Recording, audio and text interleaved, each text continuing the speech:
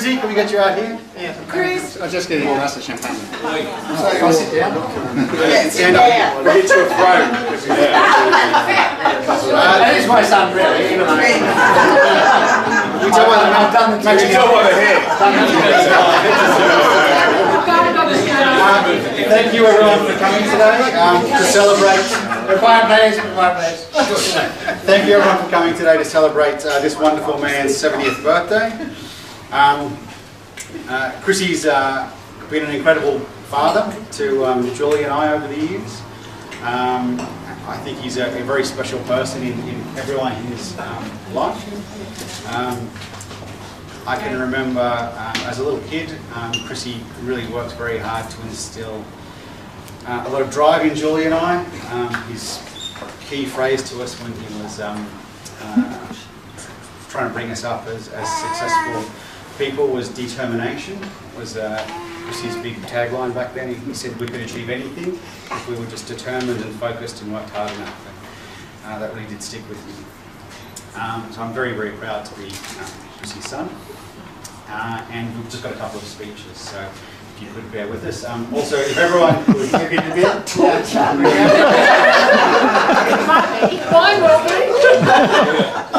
Once we've had a couple of speeches, there will be an opportunity if anyone's got a little story they would like to tell about Chris.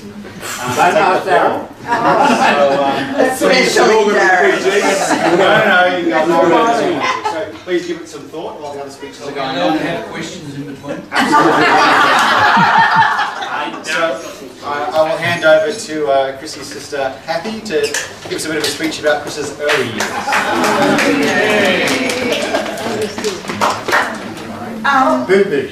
Yeah, absolutely. So I actually thought the thing that sets me apart from everybody in the room is that I've known Chris the longest. Chris likes to think of us as twins. But I have known him for 57 years, and I must say he's one of the most important people in my life. And I thought what I'd bring to today's tribute, not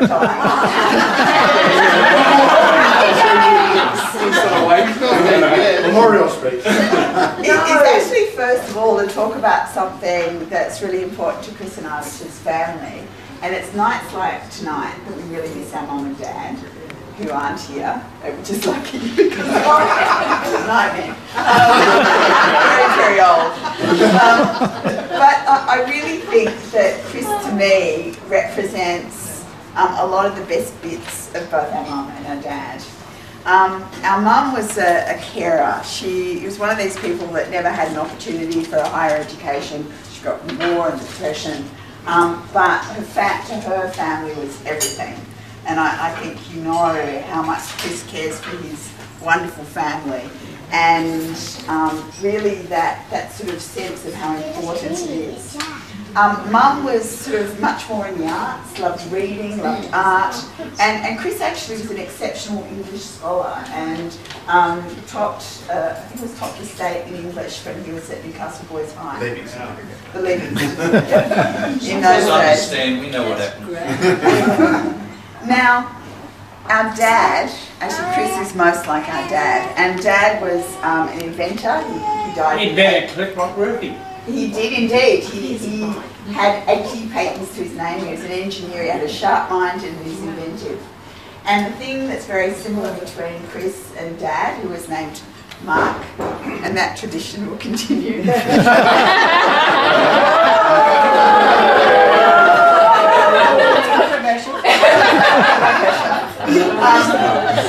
Dad loved new experiences, he loved travel, and you know, we would watch the slides on the carousel of all these trips, around the world. Dad loved Christmas.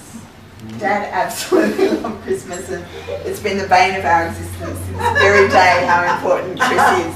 Dad loved Christmas carols, he loved Bing Crosby, and we all experienced that every single year, and he loved traditions, and Chris makes us live them over.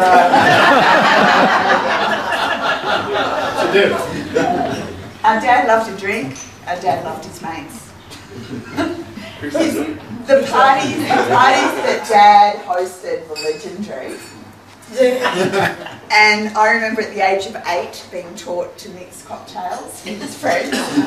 And I also ran his racing syndicate. Most of all, our dad, like Chris, was a very charismatic and entertaining person. Having an energy and a drive, you know, getting out there, wanting to experience things that really drew people towards him. And I think Chris is exactly the same. Chris has this energy about him that you just want to be around him. He's a great guy. For me, Chris has been one of the biggest influences in my life, sometimes good and sometimes bad. Not just flavour. Absolutely. When I was little, Chris was my super cool big brother, and he had this cream trench coat. And I thought he was like a spy. He worked for AP, like a spy. He was Dad's #1 son. He was Mum's absolute favourite. He was just thoughtful and loyal, and he was cool, and he was fun. Chris has influenced, I think I'd say that for all of us, our love for and our taste in food. But for me it was in the 60s that he gave me my first experience of spaghetti not from a can.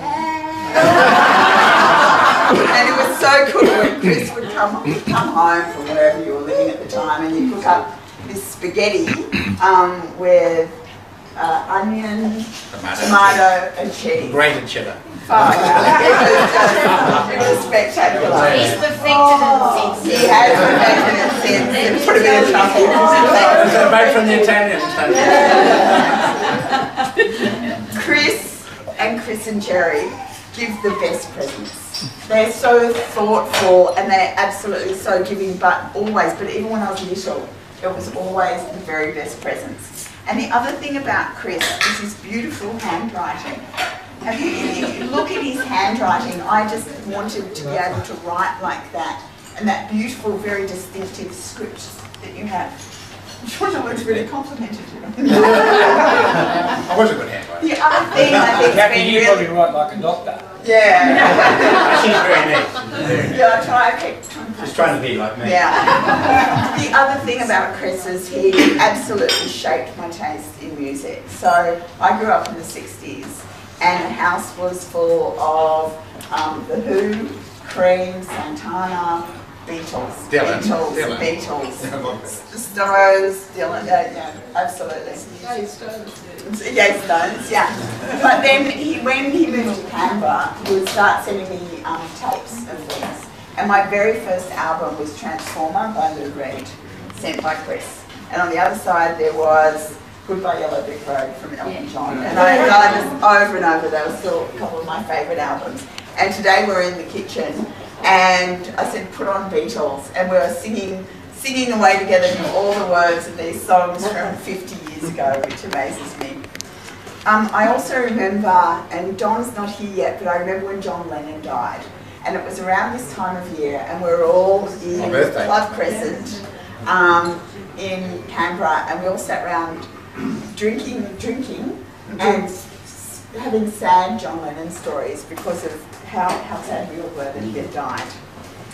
And as Chris has mentioned, which is ironic, you should also mention the other side of the cultural coin when we sat and watched the first time the Three Tenors. Absolutely. And we were giving each other high fives.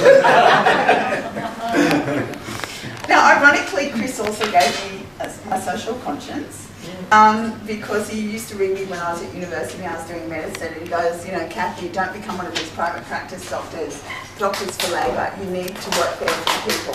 So I in my life, like with now. I in my life have never had private practice. Chris went into private enterprise. I learned. Jerry's having a good time.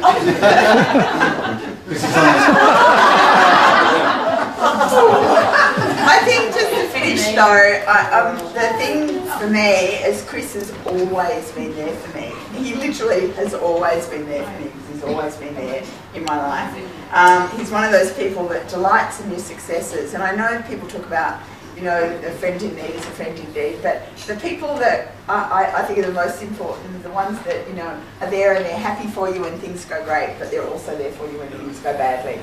And I think I could say that not just for me, but for everybody in this room, is that Chris is one of those people that is just delighted when things are going well for you, but is there.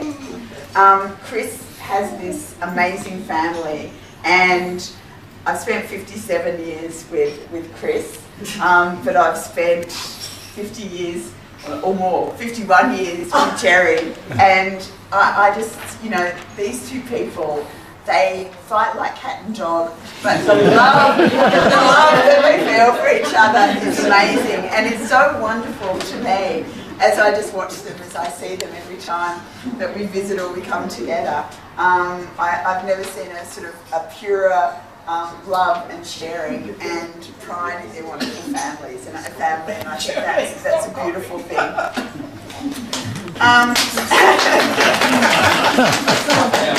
I thought I'd finish off is the best bit, I think, is ever since Chris left home when I was little, because I was much, much younger than him. Obviously. He'd always ring and chat on the phone, and I think I have been chatting to Chris on the phone regularly since I was 7. So that's 50 years of chatting on the phone, and we still get on the phone, and we don't talk about much in particular, but we catch up on everything, and always at the end of the phone he goes, "Love you, sis," and I go, "Love you, bruv."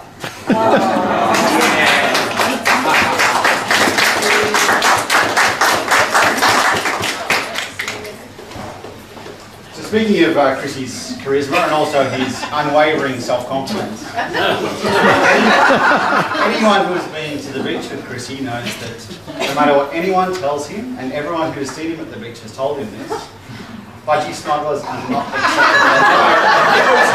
He insists Bruce still wearing them. But You'll see some the time this caused the most challenges for me was when I was in high school, and girls that I was friends with would come over to our house to come and see me, and Dad would answer the door, and we had a pool in our backyard, so Dad would be swimming, but to make sure that he was respectable, he'd put a t-shirt on. So he would answer the door in a t-shirt and budgie smugglers, which basically just looks like he's not wearing any pants. On that note, I'll hand over to Jerry. He's never worn pants with Jerry. Obviously you met Liz later.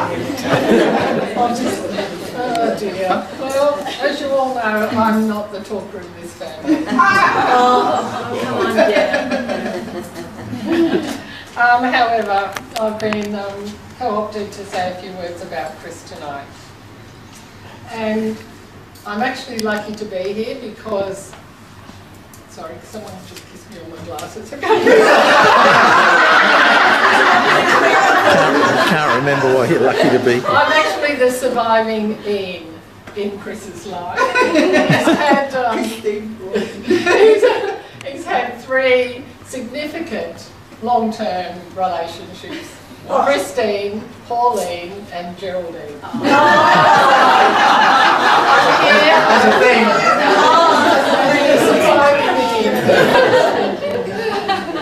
We've had 48 years married together. 7. And we were We're in our 8th year. 8th of July. 8th of July. Thanks, Mary, because we're the same day, same year. You were spoiling that story. Sorry, so yeah, we were very young starting out our lives together and our careers. And our milestones, of course, were Julie and Mark, the births of our kids, and the wonderful memories of us all growing up together. In Malua Bay on beach holidays, winter ski holidays. You're always a strong family man, and all the while you were forging a senior executive career. Australian Marine Ports and Maritime Policy, and privatising lighthouses, creating AMSA, roads and transport, sealing the blacktop around Australia, compulsory helmets, the stack hack was all you, motor and pedal bikes. And And then Telecommunications and Broadcasting, the Broadcasting Services Act, changing and modernising home entertainment industry through pay television. And then you left the career you loved, creating good public policy. And Jack Evans is here tonight, and one of Chris's cohorts back then, ventured into the private sector. And there you created landmark changes in various high-profile national and international companies. But through all of that, you were always there for us. We were always foremost in your life. You were attending school functions, chair of the high school board. Can't help sharing abroad. No. Can't help it. I'm always going to be in the thick of it. Attending music and sports activities with the kids. And as Kathy said, you're a stickler for tradition. I think at Christmas, always when I think of tradition. Very good things. And Chris has special boxes for the decorations that go on the trees. One box is called My Precious. And in My Precious Things, there's pasta angels that came from kindergarten. There are toilet roll potpourris. There are cork-made reindeers. There's all sorts of special precious things. But what you do teach us in all of that is to note the special moments, treasure them, and remember them.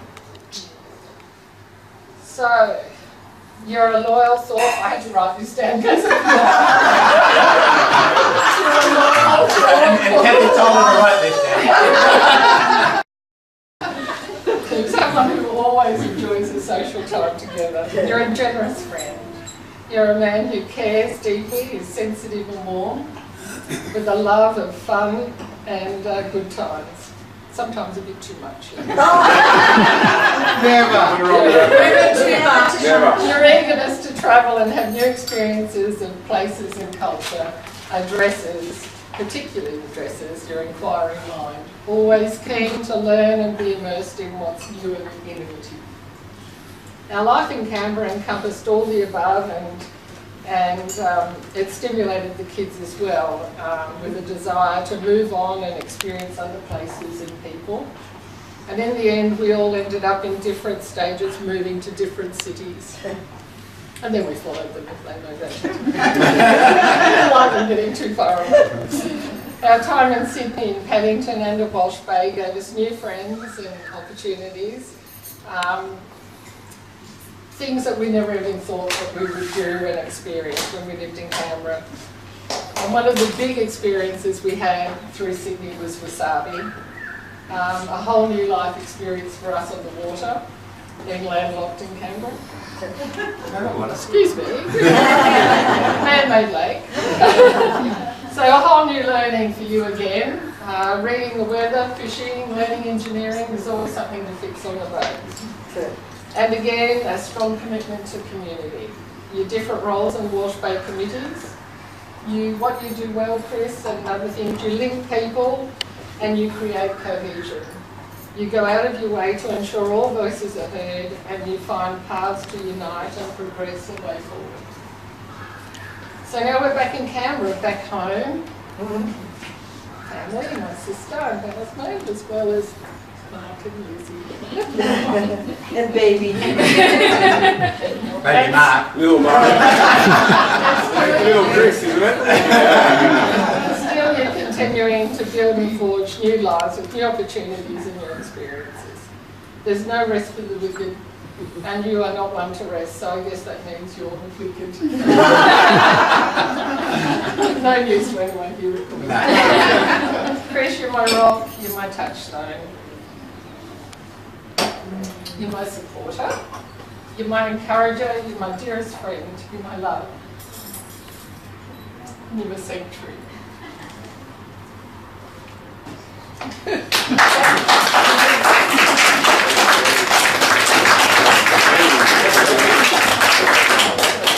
you for what you did for us as a family. Happy birthday.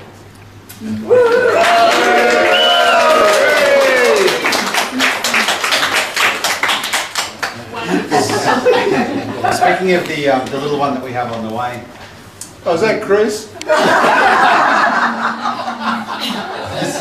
Lizzie was just talking with the rules tonight and said when we found out that it was going to be a boy that we were having, she's been a little bit concerned because she's heard that I was a bit of a rat bag as a kid. Could be a little Marky running around. And Mary looked at Liz and said, "What about if it's a little Chrissy?" I'll hand over to my sister Julie. Hello, everybody.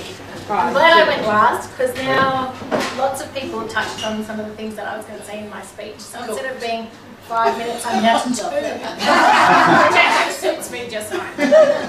So I'd like to talk about some of our childhood memories, some of my childhood memories in particular, because Mark will cover off on some of his at the end.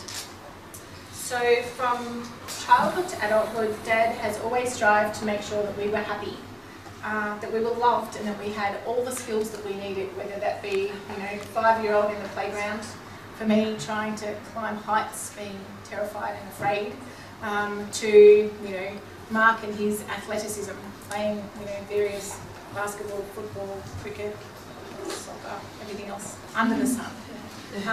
He always wanted to make sure that whatever we wanted from our lives, he was there to support us in that endeavour. He also did that by instilling some of his values in us, and I think every parent strives to instill the best values that they've either been handed down by their parents or that they had as part of themselves. And so I guess I'd like to talk about some of those values that mean a lot to me, and I think also a lot to Mark tonight. So firstly, for me, family has always been a big part of my life.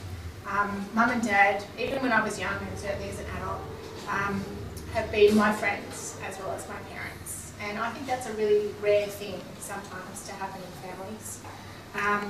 When I was really young, I have memories of Dad taking me down to the beach. And so he used to stick me up on his shoulders, and we used to have this song. It was Julie and her dad going to the beach. Julie and her dad going to the beach. When Mark came along, it changed a little bit. I was a little whippersnapper that I had to do different things. So then it was Julie, Mark and Dad going to the beach. But what I actually found was that I really loved swimming as a kid, and I was really lucky that Mark also loved swimming, because Mum hated swimming, and so Dad would be always the person with us in the water, teaching us to swim, teaching us how far the waves were apart, teaching me finally to walk on the sand, which I hated. But certainly, my earliest memories are of all of us spending a lot of time, at the beach, either on our own or often with them at Michael's and their kids.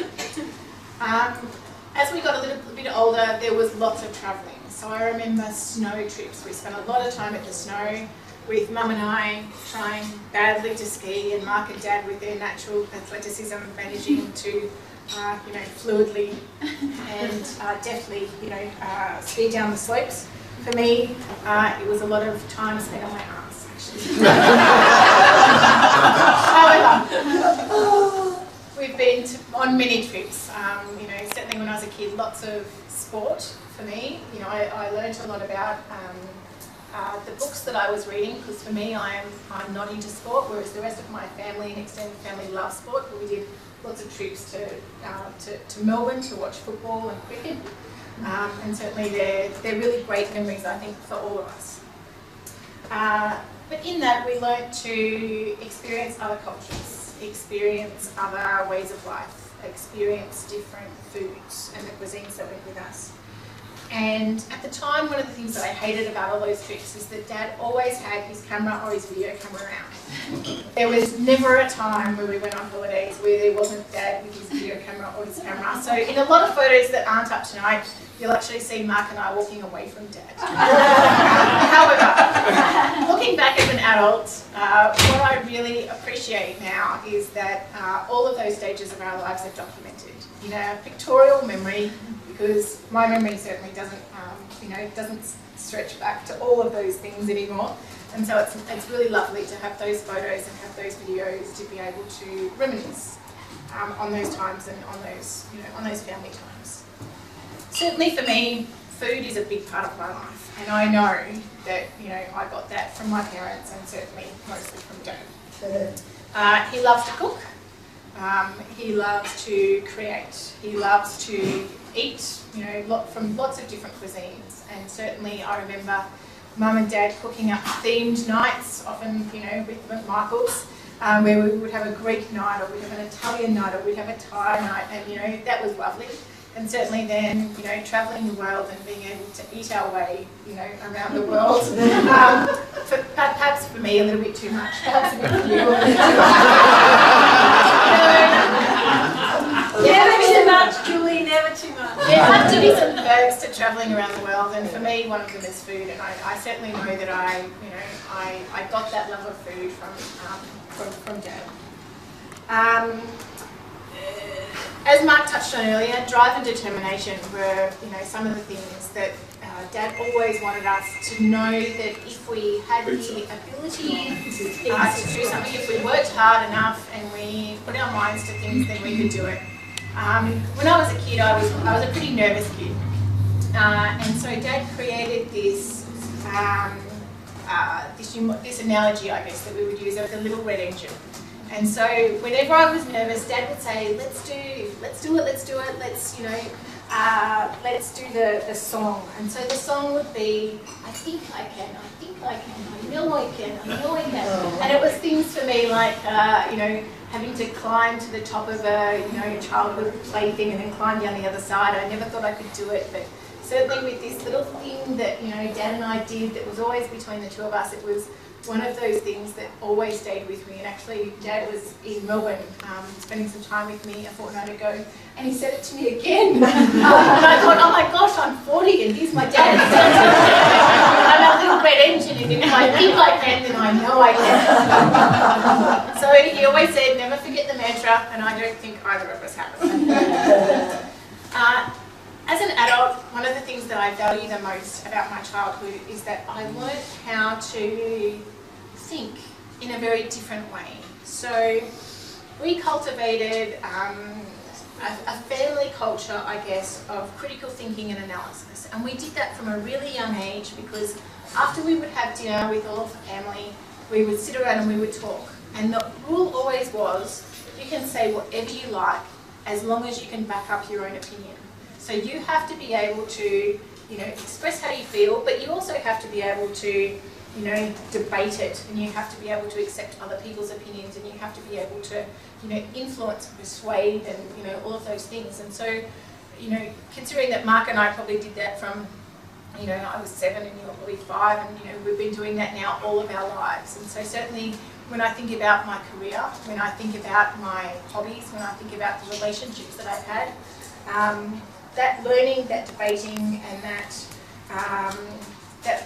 critical analysis from such a young age is such a valuable skill that you know, I wouldn't be without today, and I don't think you would be either. Running into that, I guess, is Dad's love of business. He has always been a bit of an entrepreneur. He's always had a finger in, you know, a mini pies. And I guess for me, when I was much younger, growing up in Club Crescent, my first entrepreneurial skill, I guess, was that I made rose water and lavender water that I sold to all my family and friends. Actually, pretty much most of the people in this room would have had some of my floral water at some point in time. I'm pretty sure I got an A for effort, but an F for fragrance. But certainly I made a little bit of money out of that, and, you know, Mark benefited from, you know, some of those skills. Got some money for all of it. He did. That's exactly what we spent it on. Soaking rosemary in water and selling it was great. It was the biggest jam of our childhood, I think, really. But certainly Dad included us in lots of business functions. So when I was young, I learned how to talk to a really wide range of people. I learned how to deal with people who wanted to stand in my comfort zone. I learned how to answer the phone. I learned how to present myself regardless of the age group or the, you know, financial situation or any of those things. So going through into life, so life after uni, life after, you know, working, etc. I know for us, for both Mark and I, it gave us great footing. For Mark, It brought out his strong leadership, his logic, his influencing skills. He was primed to be a lawyer, a very successful lawyer. For me, I took away strong organisational skills, pragmatism, persuading and compassion. So for me, fitting into the HR world, you know, it was very easy with those skills that I'd learned from Dad. But overall, I guess, the things that I remember always and the values that I think Mark and I now pass on to our friends and family, and you will to your children, the values that Dad instilled in us was to be kind, to be loving, to be generous. He always has and always will help people and also impart his wisdom. He has a lot of knowledge, a generosity of spirit, but most of all, and I think everyone's touched on it, he's always there for us unconditionally as a father, a friend and a sounding board. And for me, that's most important. That's the relationship that I valued and that, you know, I always wanted, and that's something that you have given me. So that's why we love you, not just today but every day. So thank you for being the best dad, the best friend and the best supporter.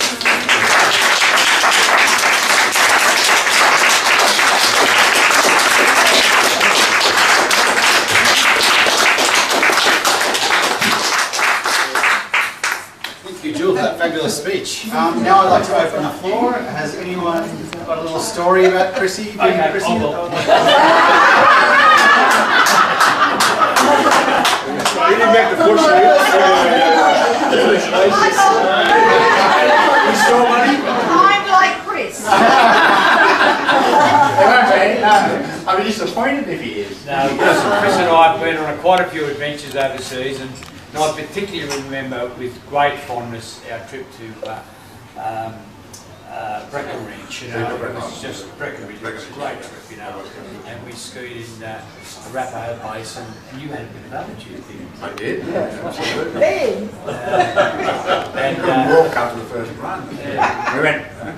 So we had some great trips, and very, very fond memories. And I particularly enjoyed driving. This is a unique experience. It's a whole new experience. We all remember. I remember once we arrived in Denver, and it was pouring with snow, and Matthew was in the back, and I'm sitting next to Chris, and Chris said, "Oh, I'm absolutely busting for a leak." So he jumped out of the car, had a leak, so I quickly jumped behind the wheel, and so Chris came around to the car and said, "Oh, well, no, you're on the other side now," and Matthew's in the back, said, "Oh, thank God." Another funny thing I can remember, we went skiing at Thurber once years and years ago, and the snow was actually quite good, and we were skiing down all these really nice smooth runs, had been well groomed, and so we went out the bottom, and I said, "Look, why don't we go over to Funnelweb? It's really adventurous over there." And so we went over to Funnelweb on the left-hand side, and anyway, there's always been little kids there, been skiing with these through these moguls, and the moguls are so tight, couldn't believe it. So we went down there, and I thought, And there's a turn to slush by the time I got there. yeah, well, that's according to your story. Anyway, I went down, I thought, gee, what fun was that? So I came down the bottom, and Chris has sort of explained it himself a few times, and he said to me, "Why the fuck would you want to come over fucking here when there's perfectly fucking good speed and snow on the other side?" Michael is a child in front of Sorry. Sorry, Teresa. We've had some good We ran some what he didn't mention was on one of the Fredbay trips, and I always had to drive, they never went back. We were driving out on ice, and it was too much of a hassle in the car we were in to get the chains on, so we were driving on ice, and we're about, I don't know, 5 kilometres from Fredbay on that really windy, mountainous, precipitous slope, and then suddenly we went to spin, and we did a total 180 and side planted into the side of a wall of snow. And anyway, a policeman just came up round the other side, round the corner, and he came, pulled up beside us. He said, "Mate, I come and give you a hand, and you haven't got any chains on. You effing idiots." And he got back in his car and drove off.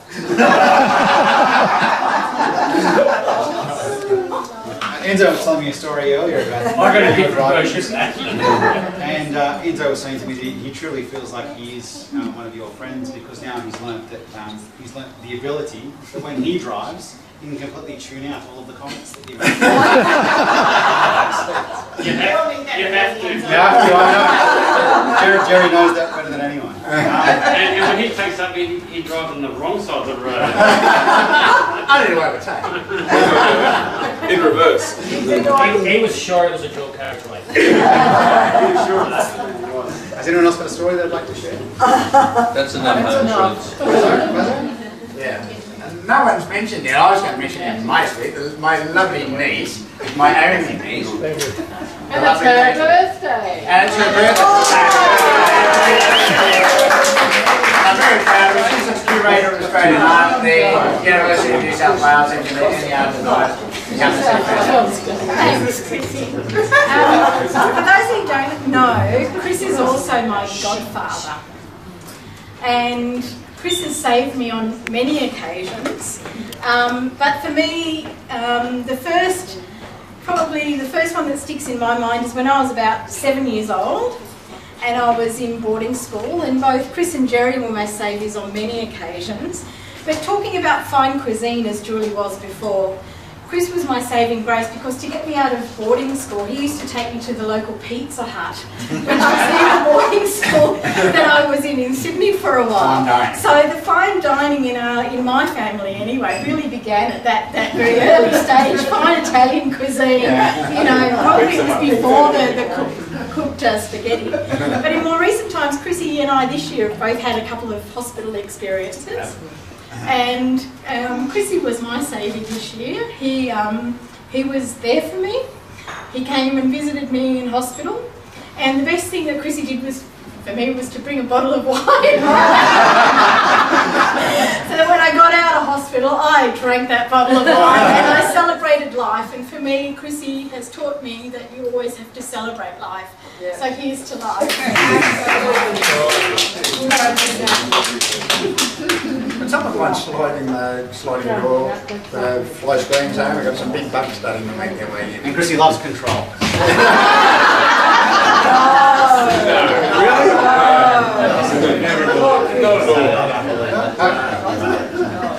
Any other stories? Jenny's being very quiet. So is Jack. In some ways, I'm probably the eldest colleague here from a professional sense with Mr. North. Well, you are pretty old. I made 70 several months ago, so I've always regarded him as my junior. Now, this guy is unique. There is nobody in the current parliament on either side of politics who has the skill, the ability, the capabilities that Mr. North has. He hasn't told many people, but he was Senior Private Secretary to a member of the Fraser Coalition government. And he and I worked very closely at a very intense time in regard to the passing of the last ever 2 airlines agreement. A little time passed, change of government, Labor came in with Foghawk and all the rest of it, and basically there was a clear out of all the ministerial offices, except in one, Transport Minister's office, where a guy named Peter Morris, who happened to come from Newcastle, took over as Minister for Transport. And lo and behold, who was the new Senior Private Secretary to one Peter Morris, but this little guy here.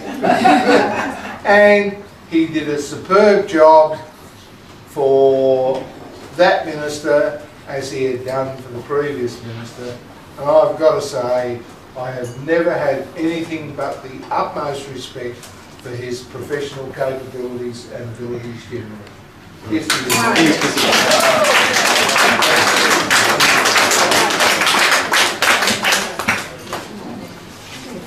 Now, we've got a late arrival here. I think he probably to say a few words.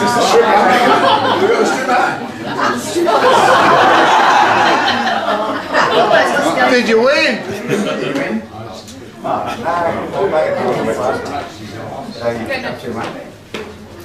This man's the general manager of the Canberra Cavaliers. Some of them from the Cavaliers, the Cavaliers. They know they lost tonight, but they won the last two of the series of 4.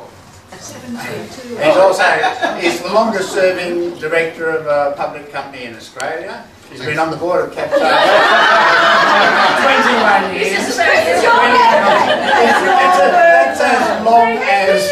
And he's a director of landmark management for Prime. And not only that, Chris, he fits my glove. And I've never had it. That was 5 years ago now, and you still got it. Anyone else? Well, thank you for the opportunity. Chris and I go back a long way. We first got to know each other when Chris moved into our house, my mother's house, and boarded with Main Street, Red Hill. I remember it well. boarded with us when he first came down from Newcastle and it was university. And not long after Chris arrived, Gerald arrived, which was probably the highlight of it. But I was accused of many things, stealing his records, Bob Dylan records, stealing his cufflinks and marijuana. Stealing his dope. And Don, it had to stop you. Stole my glove. Shut that door up. But yeah, we've been friends for a long time. Our families went away on holidays together, and our kids grew up together, and I'm proud to say they're still the best of friends. And Julie's like a second daughter to me, and Mark has been a phenomenal support and friend to Kate, which Rob and I are eternally grateful. He's been a fabulous person. So yeah, we've been together for a long time. We've been through some highs and lows, and Chris has had some extraordinary successes. And you know, success is, I suppose, a bit like being pregnant. Everyone races up and congratulates you, but no one knows how many times you're fucked before you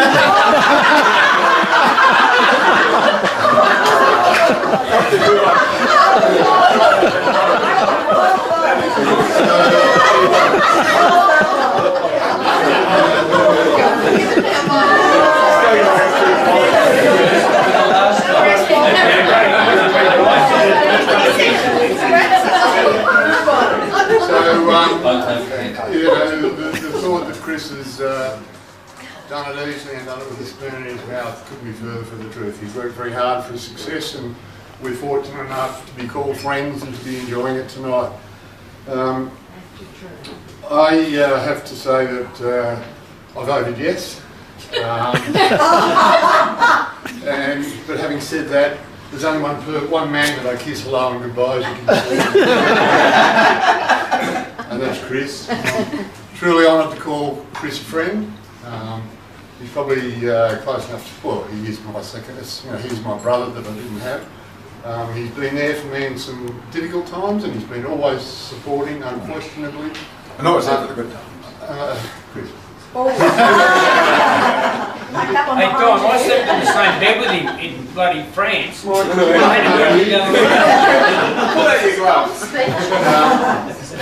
you know, I'm very honoured to have him as a best friend, and I mean that sincerely from the bottom of my heart. He is my best friend, and I'm very lucky to have his support, and he's very lucky to have mine too, by the way. Anyway, I don't know how many times you've done. Oh, I should also mention the fact that I was fortunate enough to be first reserve at their wedding. You did get a Guernsey. That probably sounds a little dismissive, but even the 2 hours before, when Chris rang me and said we've had somebody pull out, would you like to fill the spot? I still treasured that. I just think that to be a friend friend of Gerald, and Gerald is the maker of the man. To be a friend of Gerald and Chris is an absolutely wonderful experience, and you've probably done this a million times, but to Chris and Jerry.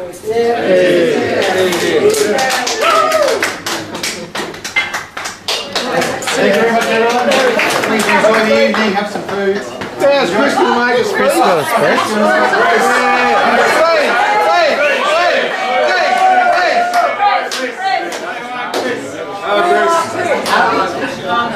Unaccustomed to saying and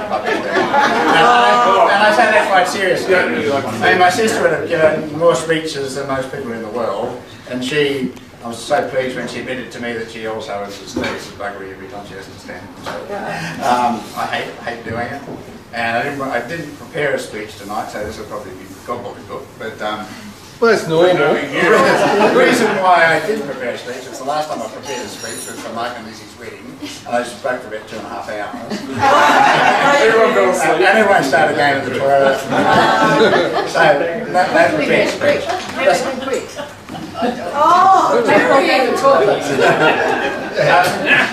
I just mentioned there's most of the Michaels, apart from 4 of them who are overseas in embassy for Australia. Three. The disadvantage is when you have an event like this and you've got certain numbers and restricted numbers, you always have to give up 15 seats for them at Michael's. And I'm so pleased that they always come, and it makes the whole thing that much more special. What you're seeing here tonight, I mean, the hardest thing I've had to adapt to with moving back to Canberra is everyone says to me, why did you leave Walsh Bay? Don't you miss Walsh Bay? That's all I ever get. And I don't understand that, because I don't miss Walsh Bay at all as a place to live. I really miss the people. And I'm so pleased that the most precious people for me from our 14, 15 years of Walsh Bay, which is as long as we ever lived anywhere, I might add. I'm so pleased that you were able to make time tonight. But the mix of people and the wonderful things you heard tonight are a reason why we're back here. This is our home. My wife Kerry was born here. Her family goes back to 1846. I lived here for longer than I've lived anywhere, coming down in 1969 and then not really moving to Sydney until the 2000s basically. The fact that young Mark's on the way was a contributing factor.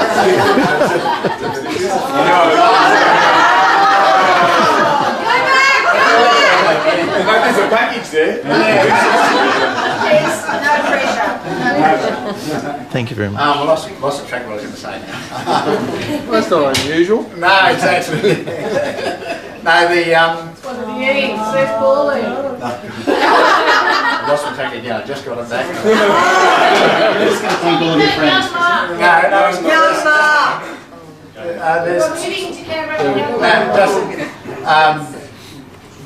It has always been where our heart is as a home, and that's why we're overjoyed to come back. And when you look out there, you can say why.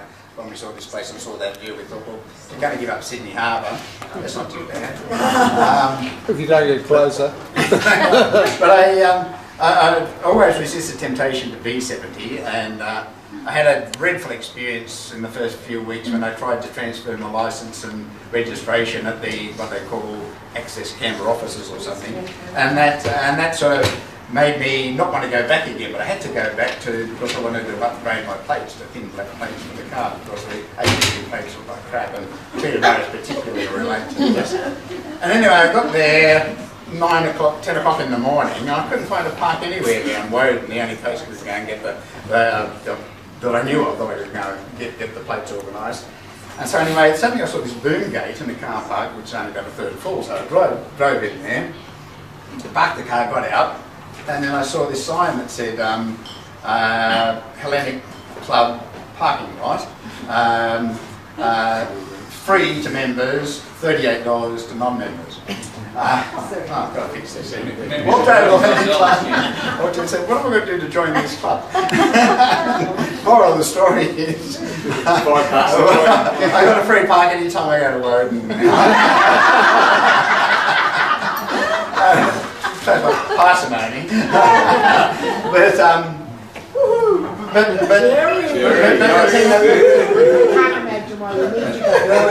thing that really brought home to me that it is my home, and it's really stuck in my soul. I go to Floreat every year like I have Christmas. It's one of my traditions. And I just like to go there every year and just have a walk around and usually complain about how pathetic the flower display is and then go home. But this time I walked in, they changed all the arrangements this year, and I walked from here around the lake and went in the back entrance, and as I walked in there was a beautiful sound of a young kids choir singing, just school kids from primary school, and it was really moving, beautiful voices. And just next to me there was like a hill going up to the NCDC display, whatever they call it now, and there was lots of chairs and not too many people sitting, and there was Red Hill primary schools. I think they were up to 4th class at this stage, and each of the classes were singing some songs. In Sydney, about being an old man, or a man of senior years, is I'm very self-conscious around children. Everything that's happened over the years with pedophilia and everything else makes me very self-conscious if I'm near a school playground or I go to a school, whatever. And then I didn't want to really hang around this thing. No, I'm going to be beautiful. Sat down and listened to these beautiful voices. It was a stunning day. All the flowers were out, and there were these beautiful aromas of and perfumes and whatever. And I just felt an internal warmth and thought to myself, I'm home, this is where you belong. And I sat there for 3/4 of an hour and just enjoyed and soaked it up, and it was, I mean, it sounds like a getting old story. It's not. I'm doing new things. I've just joined, John's saying, yes, it's getting old. You're already old. He's the one who gave you a birthday card that says at your age you shouldn't play dead, shouldn't pretend to play dead. We're going to take this. Good advice. Anyway, to round it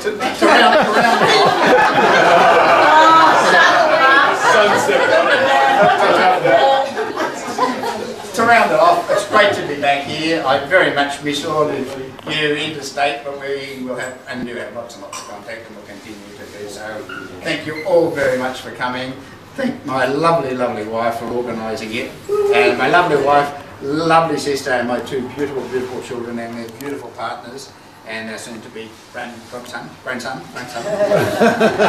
of course the lovely Fazzo. You'll be like a little god. Family. And everyone, thank you. Well done, Chris. Here's the Chris. Everyone enjoy.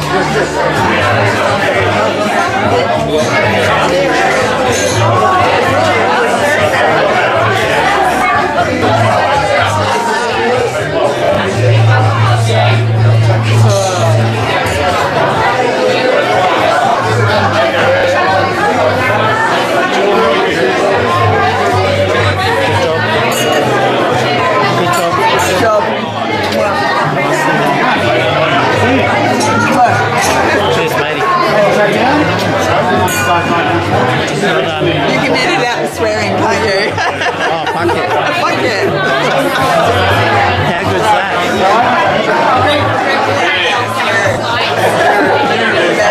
And the bag's still.